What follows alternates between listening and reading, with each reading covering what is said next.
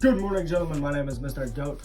Welcome to today's video where we're going to be analyzing deeply and in-depthly Kendrick Lamar's newest album, GNX, which just dropped like 4 or 5 hours ago. Today is a huge day in the hip-hop rap scene, even just like the world scene, because I feel like the whole world will be moved by this Kendrick Lamar album. And you might say, MrGoat, that's fucking insanity. The whole world can't be moved by a single project. Kendrick Lamar currently has huge momentum. He's probably the most anticipated rapper to drop in the entire industry. Off of beating Drake in the battle of rap fucking superiority, I guess. I don't know, the fucking diss track battles of fucking April 2024. And let's just keep it a buck, Kendrick did win that. Although Drake's Family Matters and Push-Ups were two of the fucking best diss tracks I've ever heard, and a lot of people seem to say they've ever heard, because, you know, I'm gonna be real, I haven't been around for that long. I've only been here 16 years. Haven't seen a lot of stuff, but of what I've seen, those are some pretty good diss tracks. Anyway, I'm fucking done yapping about the beef. Let's get into the album that he dropped today called GNX. Right? GNX? Anyway, 12-track album. Nothing huge. Like, it wasn't like 16, 20 tracks. It was just 12. And I fuck with that. I fuck with when artists keep it simple and they release shorter albums. Kendrick, in my opinion, I'm gonna no bullshit you right here. I'm just gonna get out the way. Went 11 for 12. Throughout the album, he was consistent with the beats, the sound, the production. He went off on tangents at times, doing a few little things, but it was only in certain verses on like a couple songs. So nothing huge that was different. I love the way he sounds on the album. It's something new from him. Really, like the broccoli snippet that we got back on the Not Like Us music video was like, reincarnated, I was stargazing, life goes on, I need more of my bed, goddamn. That snippet really kind of encapsulates what the album as a whole sounds like. So I think shout out for him or his team or whoever picked that snippet to be released. Shout out to that person or that team or whatever, because that really just sounds like the album. The album sounds like that, you know? Different sounding than all his albums. His sound has evolved, and I think obviously it's been a fucking 6 hours, 5 hours since the album dropped. Maybe less, maybe 4 hours, I don't know. This has potential to be his best sound. I think this album will be better than Mr. Morale and the Big Steppers. Potentially. You gotta see how it marinates. However, let's get into this album real quick with the first track. The intro track, Whacked Out Murals, which was about 5 minutes long. It had a great beat. The beat drop at like 2 minutes was insane. I replayed that like 4 times. Of course, I was feeling a bit glazy. Can we actually play a clip of me when I was at lunch and I opened up YouTube just like looking at shit, and I found out Kendrick dropped the teaser at that time, and he dropped the album like 30 minutes later. But can we play the clip of me when I found out we dropped the teaser, and I just like announced to the whole lunch table immediately, like, oh my god, Kendrick dropped. Wait, it's a good Man, what's your reaction to this? I'm quite happy. How you? Kendrick drops the album, I'm going to squirt on you, James. Hey Ben, where's my squirt? What about you? Back. What about you? What about you? What about you? It's a good thing the shirt's white. No comment.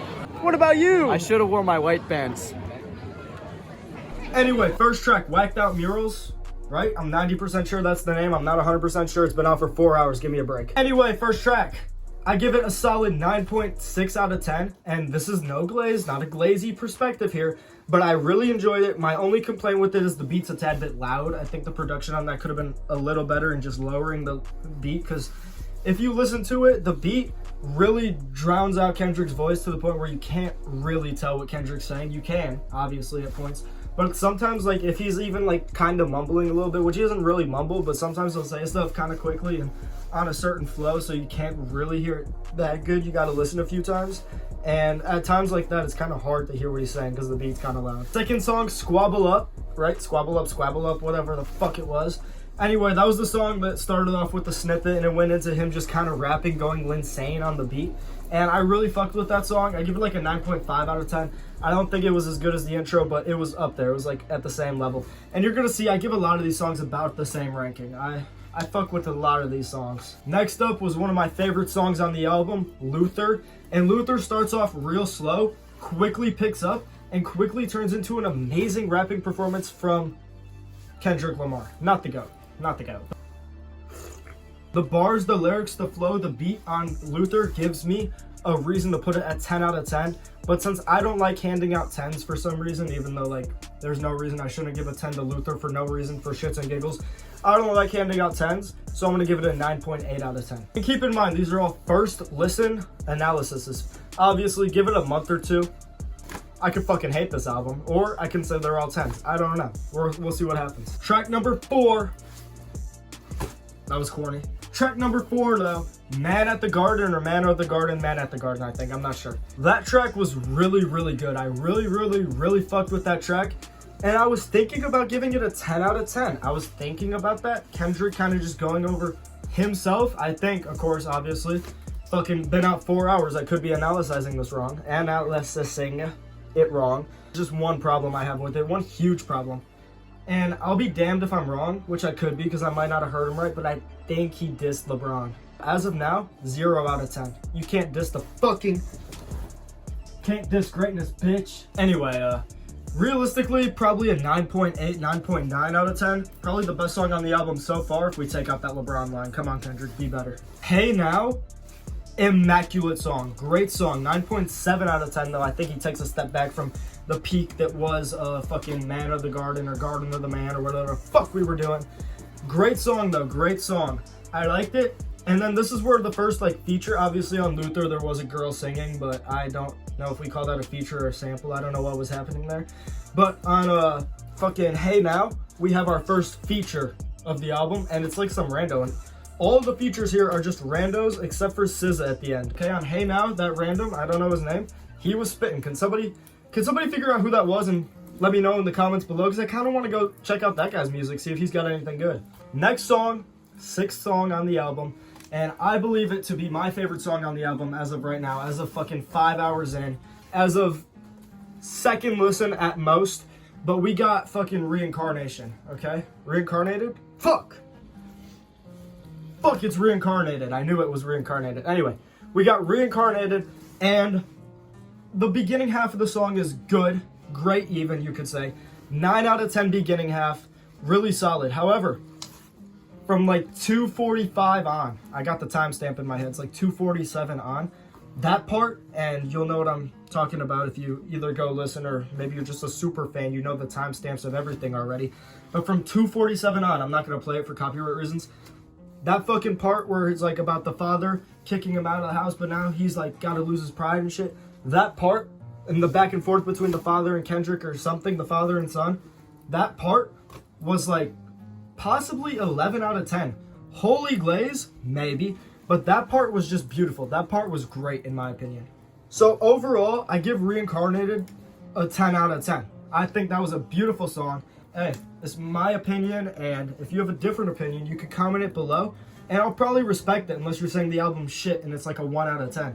Then I can't respect that. I guess I can respect that, but I can't like that opinion.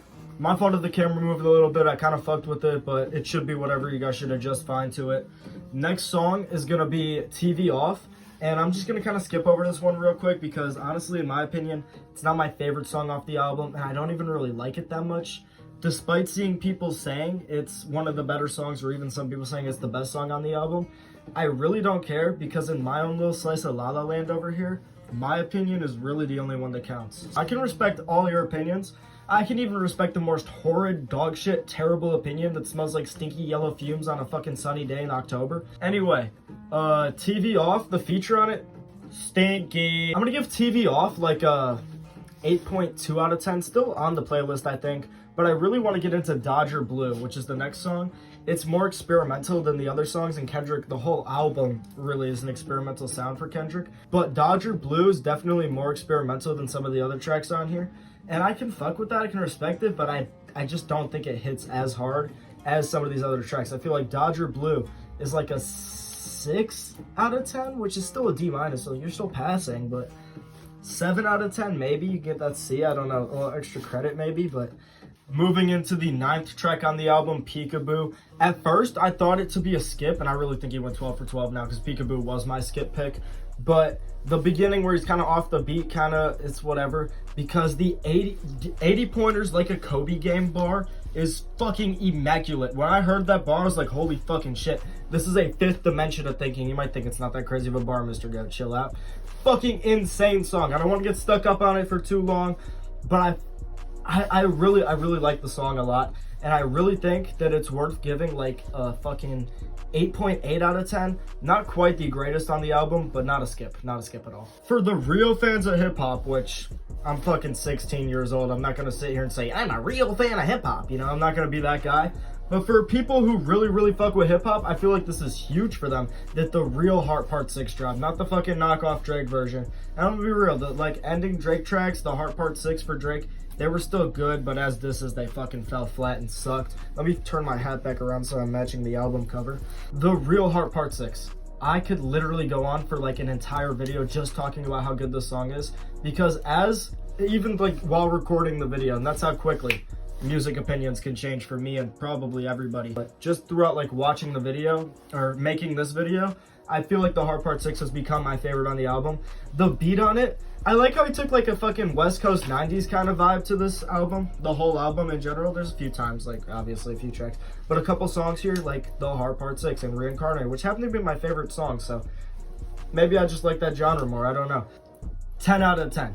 And I don't want to get too into it. I fucking love it. Go listen to it yourself. Let me know about the lyrical. The story he tells in here, the storyline of just Heart Part 6 is fucking immaculate. And I'm already getting off on a tangent, so I'm going to try to chill it out and keep this video under like 15-20 minutes so it's actually fucking exportable in a fucking decent quality.